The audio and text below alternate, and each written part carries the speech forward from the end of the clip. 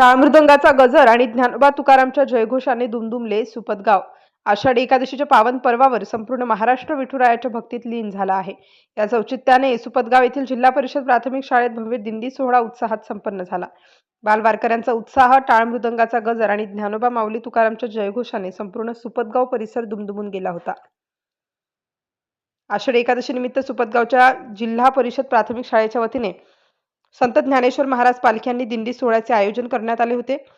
शाळेच्या प्रांगणातून निघालेल्या या दिंडीने संपूर्ण गावाला भक्तिरसात न्हावून निघायला लावले. या दिंडीत हनुमान भजनी मंडळाचे वारकरी, शालेय विद्यार्थी आणि शिक्षकांनी अभंगांच्या तालावर ठेका धरला. बालवारकऱ्यांनी घेतलेली फुगडी आणि विठुरायाचा जयघोष यामुळे वातावरण पूर्णपणे भारावून गेले होते. गावातील ग्रामस्थांनी ठिकठिकाणी पालखीचे जंगी स्वागत केले. बालवारकऱ्यांना फळे आणि अल्पोहार वाटला.